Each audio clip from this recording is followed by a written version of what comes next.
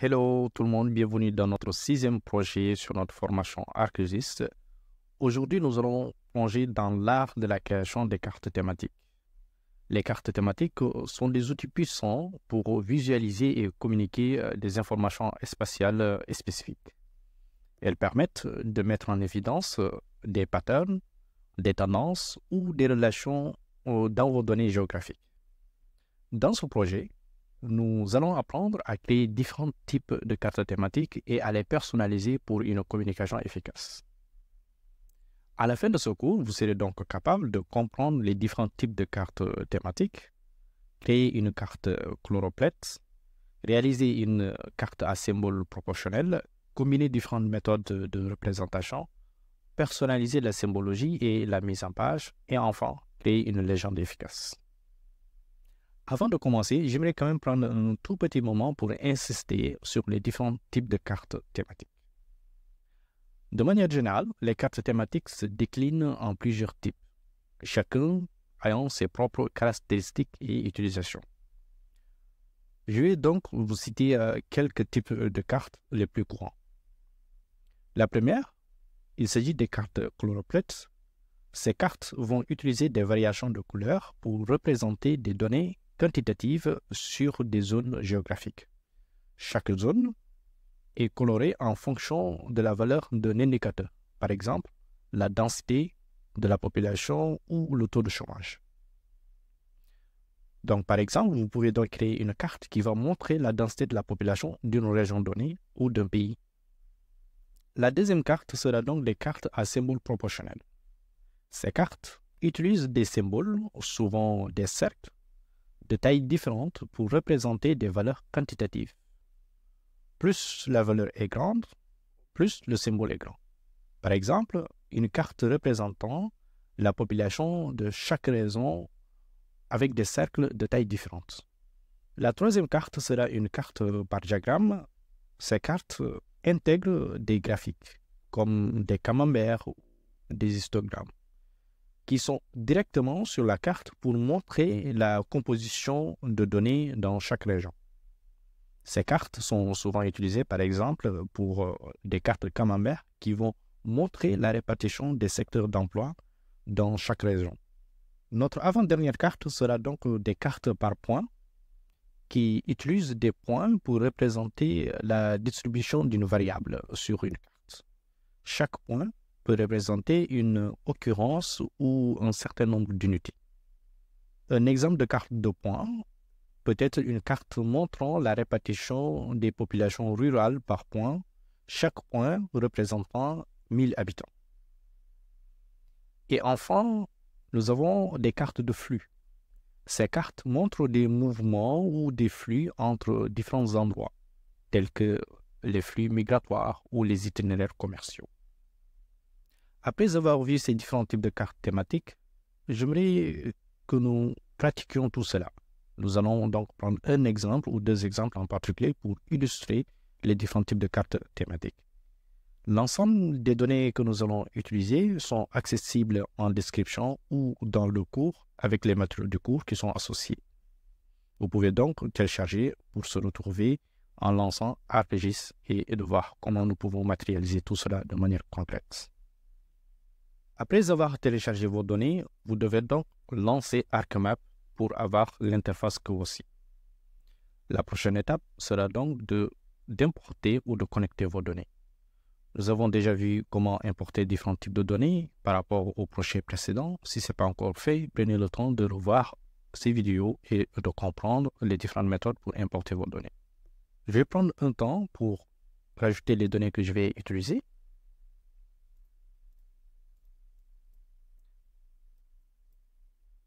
Et donc là, je viens d'importer les différents types de données que je vais utiliser pour créer mes cartes. Premièrement, j'ai une carte des différentes régions du Sénégal. Je peux ouvrir la table des attributs pour voir ce que nous avons ici. Là, nous avons une carte sous forme de polygone avec le nom du pays et le nom des différents types de régions. Nous avons en même temps importé un fichier CSV qui comporte le nom de chaque région et la population associée par région. Après avoir importé ces données, nous allons faire une manipulation qui est importante qui va nous permettre à nos données de communiquer pour avoir le résultat espéré. Cette méthode s'appelle la jointure.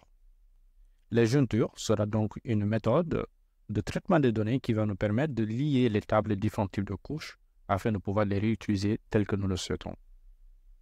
Pour faire cette jointure, la première étape, c'est que vous allez sélectionner la couche des régions que nous avons ici, faire un clic droit. Puis, à partir de là, vous êtes jointe et relier table. Dans votre cas, si votre ArcGIS est en français, vous allez donc joindre et relier. Dans ce cas-là, nous allons cliquer sur joindre. Et nous avons cette nouvelle fenêtre qui va apparaître. Cette fenêtre va permettre donc de sélectionner les différents types de tables que nous souhaitons relier afin de voir ensuite que nos données vont communiquer entre elles et d'avoir un fichier unique pour avoir le résultat.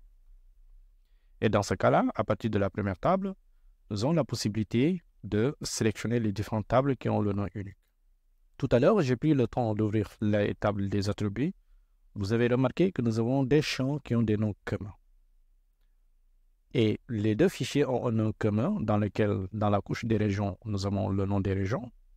Et dans le fichier CSV, nous avons aussi le nom de chaque région qui est associé. La jointure sera donc une méthode qui va nous permettre, dans ce cas-là, de joindre ces différents types de données en se basant sur un champ commun. Et ce champ commun sera le nom des régions. Et là, nous avons donc choisi le nom dans la couche région. Le nom, c'est le champ contenant le nom des régions se trouve s'appelle name1. Et ici, nous avons notre fichier CSV dans lequel le champ contenant les noms des régions se trouve dans field 1. Et après avoir sélectionné ces différents types de champs, nous allons choisir la première option, Keep All Records, c'est-à-dire de garder toutes les enregistrements. Et à partir de là, vous devez donc cliquer sur Valider la jointure et il va lancer le traitement. Une fois le traitement terminé, vous pouvez donc fermer cette fenêtre et cliquer sur OK. Là, vous ne voyez rien d'apparent, mais si nous retournons sur nos différents types de tables, vous allez voir les champs qui ont été rajoutés. Et si nous retrouvons dans la table des attributs, puis nous allons un peu plus à droite, vous allez remarquer qu'ici, le nom des tables qui contenaient dans le fichier CSV vient d'être rajouté dans notre fichier des régions. Vous pouvez donc fermer cette table. La prochaine étape sera donc de créer notre première carte Colourplate. Pour créer cette carte Colourplate, nous allons utiliser une représentation des données de population des différents types de régions du Sénégal basée sur le recensement de 2023. Et dans ce cas, nous allons donc faire un clic droit sur la couche des régions, puis aller dans Propriétés. Une fois qu'on est dans Propriétés, nous allons donc sélectionner Quantité, puisque les données que nous souhaitons représenter sont des données quantitatives. Et à partir de là, nous allons donc choisir Graduate Color ou couleur graduée. Puis, dans le champ des valeurs, nous allons sélectionner Field. C'est ce champ-là qui comporte les données quantitatives des différents types de régions. Et d'ailleurs, même après avoir sélectionné Quantité, ici, avec Graduate Color, vous allez remarquer que le modèle de la carte va changer. Ça va nous donner un aperçu de à quoi va ressembler nos données. Si vous allez dans Symbole unique, vous allez voir aussi, cela va changer ici. Et ainsi de suite. Donc, vous pouvez donc sélectionner les différents types de représentation pour avoir un aperçu de à quoi vont ressembler vos données une fois que vous allez sélectionner le mode de représentation souhaité. Après avoir sélectionné les valeurs qui sont associées, qui sont les valeurs de population, vous devez en même temps choisir la palette de couleurs. Si celle-ci ne correspond pas à ce que vous souhaitez, vous pouvez donc changer selon les différents modèles qui sont proposés ici. Et le modèle gradué que nous allons utiliser, par exemple si nous utilisons celui qui est vert, vous allez remarquer qu'en faisant la représentation, plus la couleur est foncée, plus les données sont importantes sur cette zone. Et plus la couleur est moins foncée, plus les données sont moins importantes sur cette zone. Après avoir sélectionné la palette de couleurs, vous avez aussi la possibilité de sélectionner la classification.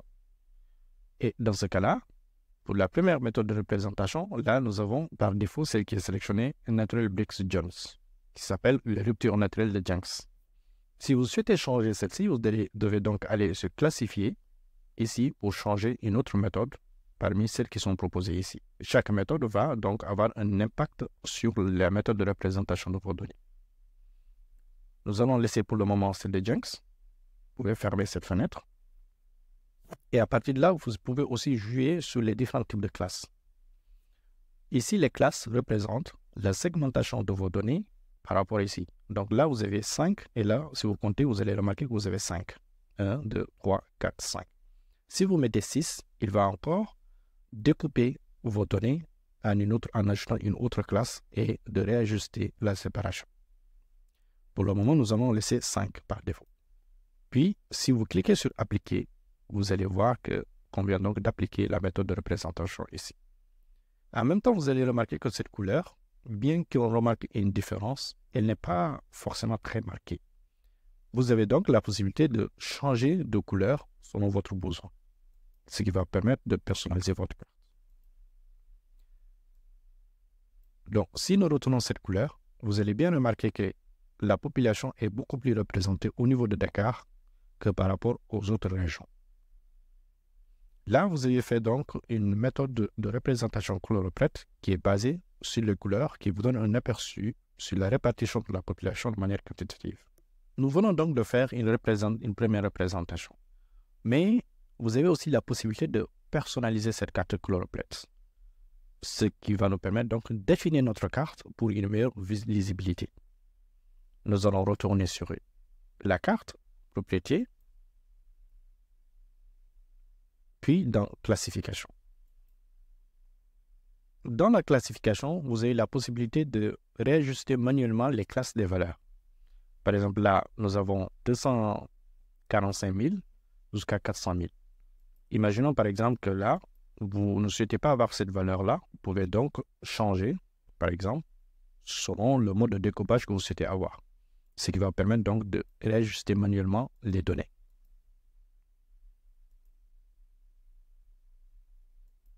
Nous venons donc de créer notre première carte coloroplète. Mais qu'en est-il si ce mode de représentation ne nous convient pas et que vous souhaitez par exemple changer par une carte à symbole proportionnel? Et pour faire cette carte à symbole proportionnel, nous allons retourner sur la couche en faisant un clic droit, puis aller dans Propriétés. Une fois que nous sommes dans Propriétés, dans les modes de représentation quantitative, nous allons sélectionner symbole proportionnel. Et là, nous allons donc sélectionner la couche ou le champ contenant les valeurs. À partir de là, vous allez remarquer que nous avons minimum et maximum. Si vous cliquez sur OK, vous allez remarquer que notre carte va changer. En même temps, il a changé l'arrière-plan de la carte avec les points. Mais essayons de personnaliser cela. Donc là, nous pouvons choisir donc de changer la couleur d'arrière-plan de notre carte, que nous pouvons mettre en jaune. Cliquez sur OK. Puis, nous allons aussi changer la valeur minimale. Donc, à partir de là, sur la taille du point, nous allons augmenter cette valeur, la valeur minimale qui sera comme ça. Donc, si vous cliquez sur OK, vous allez remarquer qu'en même temps, la valeur maximale s'ajoute automatiquement. Nous avons donc changé aussi la couleur de représentation de ces points, que nous pouvons peut-être mettre en vert. Puis, cliquez sur OK et appliquer. Et donc là, vous allez remarquer que ce mode de représentation donne un aperçu sur la concentration de la population avec une échelle qui est beaucoup plus détaillée. Nous pouvons donc réajuster cela en diminuant cette taille, puis cliquer sur OK, appliquer, et nous voyons donc cela s'ajuste automatiquement. Nous remarquons toujours que Dakar représente la plus forte valeur sur cette représentation. Si nous retournons sur Propriété et que nous retournons sur notre carte coloroplète que nous avons là, nous allons donc choisir le champ des valeurs, puis réappliquer ce qui revient ici. Nous venons donc de créer cette carte, mais elle reste peu visible puisqu'il n'y a pas les légendes ou peut-être il n'y a pas le nom de chaque région. Et c'est ce que nous allons faire sur cette partie. Nous allons donc rajouter le nom de chaque région qui est associé à cette carte. Et pour cela, nous allons dans Label ou Étiquette. Puis, vous devez donc cocher cette case Label Features in the Layer. Puis, à partir de là, le nom est automatiquement sélectionné, donc vous n'avez pas à le resélectionner. Vous avez la possibilité de changer la taille du texte tel que vous le souhaitez. Mais avant de faire quelques modifications que ce soit, nous allons quand même appliquer pour voir les noms et à quoi ça ressemble. Donc, nous avons le nom des régions que nous avons ici, qui est associé à chaque région. Vous avez la possibilité de personnaliser cela, de mettre en gras, si vous le souhaitez, ou de tout simplement de changer la taille. Et cela s'ajuste automatiquement. Nous allons donc changer cette couleur. Vous avez aussi la possibilité de changer le style de label en allant dans Predefine Label Style, puis de sélectionner celle qui vous convient. Vous pouvez choisir celui-là. Cliquez sur OK et appliquer. Vous allez voir les noms des labels qui vont changer. Mais pour le moment, nous allons laisser celle qui était mise par défaut en cliquant, puis réappliquer. Nous allons changer la couleur en blanche. À partir de là, vous allez remarquer qu'en utilisant cette méthode de représentation sur les recueils naturels, on ne voit pas une grande différence entre plusieurs régions. Pour cela, vous avez toujours la possibilité de retourner dans Propriétés, puis dans Symbologie que vous avez ici, et de changer le mode de classification. Par exemple, là, si nous choisissons, par exemple, défini par écart naturel, vous pouvez appliquer pour voir réellement à quoi cela ressemble. Vous avez la possibilité donc de tester différents types de modes de représentation.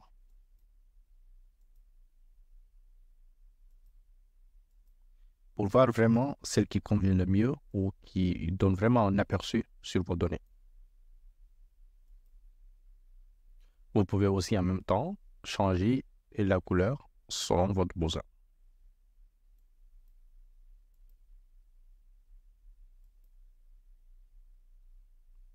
En faisant cela, vous allez remarquer que les titres ne sont pas très parlants.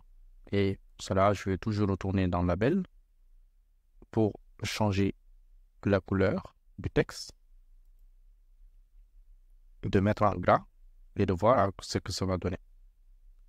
Donc, remarquez bien au niveau de Dakar, quand même, c'est pas trop lisible.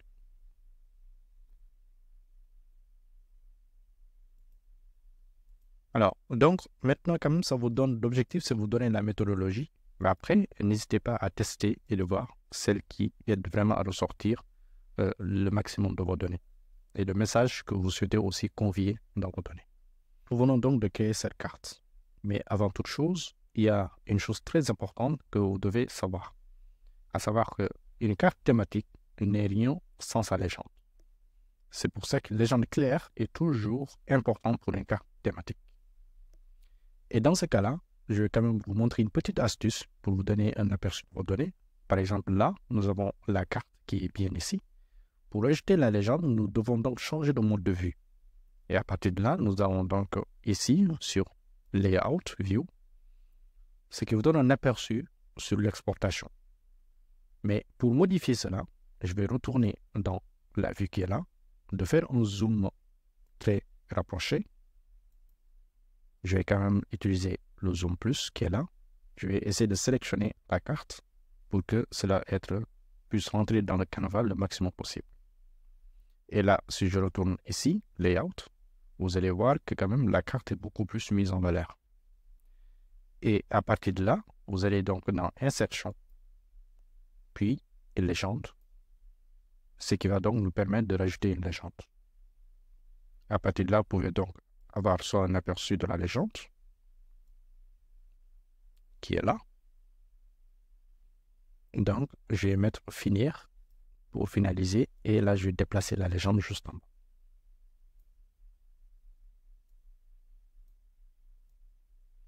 Ce qui vous permet donc de positionner la légende telle que vous le souhaitez. Une fois que vous avez rajouté la légende, vous avez la possibilité de faire un double clic sur la légende pour modifier les propriétés de la légende. Et à partir de là, vous pouvez donc changer le titre de la légende. Par exemple, nous pouvons mettre population par région 2023.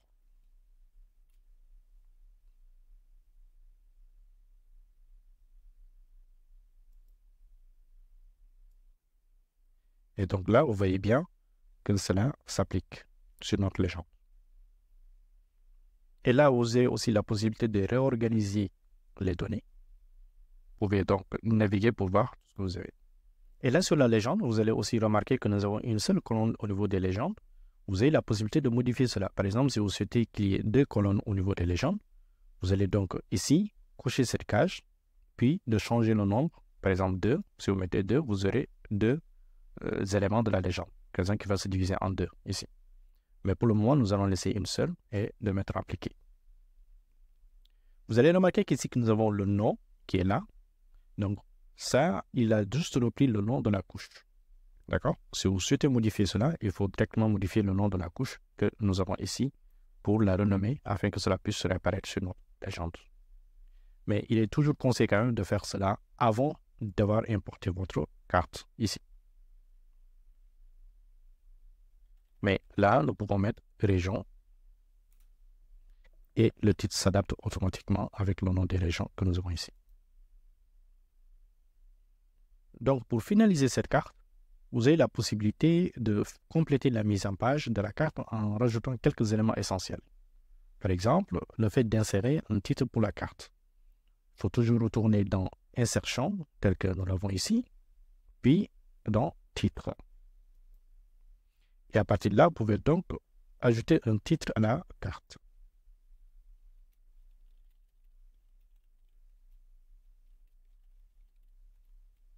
Puis cliquez sur Insérer. Et là, vous avez le titre que vous pouvez déplacer quand vous le souhaitez. Puis, nous allons aussi rajouter une orientation qui sera donc une flèche du nord et une barre d'échelle. Et donc, nous allons dans Insertion, Insérer nord et échelle. Et là, vous pouvez choisir selon les différentes propositions que vous avez ici. Mais nous allons retenir celle par défaut que nous avons ici. Puis cliquez sur OK. Et à partir de là, vous pouvez donc la déplacer et l'insérer où vous la souhaitez.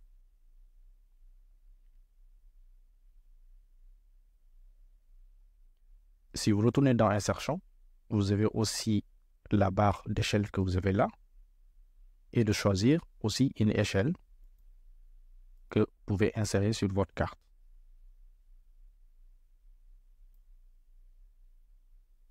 Si vous le souhaitez, vous pouvez toujours retourner dans Insertion, ajouter un texte pour ajouter la source des données. Par exemple, là, vous pouvez rajouter une donnée ou source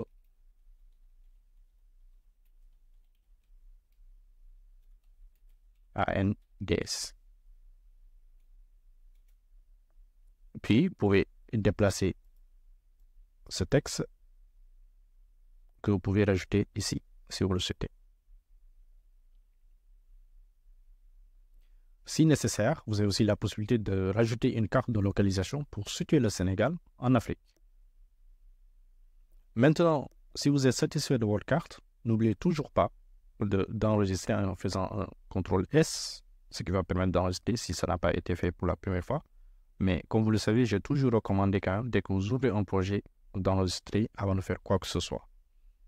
Puis allez dans Fichier, puis cliquez sur Exporter carte. À partir de là, vous pouvez donc choisir le modèle ou le type d'exportation. Vous pouvez, si vous le souhaitez, exporter en PDF, en JPEG ou en PNG. Et choisissez toujours l'endroit où vous souhaitez enregistrer cette carte, le dossier dans lequel vous travaillez.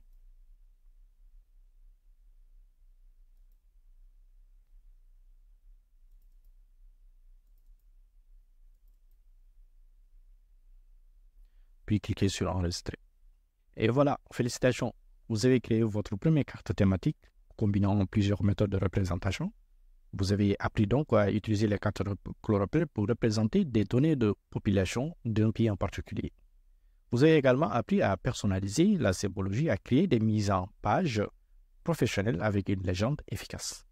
Vous avez donc la possibilité de pratiquer tout cela dans le prochain projet que vous avez juste en dessous, qui vous permettra de concrétiser cela et de le prendre de votre côté. Cela nous amène à nous poser quelques questions. Comment pouvez-vous encore améliorer l'impact des cartes thématiques pour une meilleure communication des informations? quel autre type de représentation cartographique pourrez-vous utiliser pour enrichir vos analyses et mieux répondre aux questions complexes?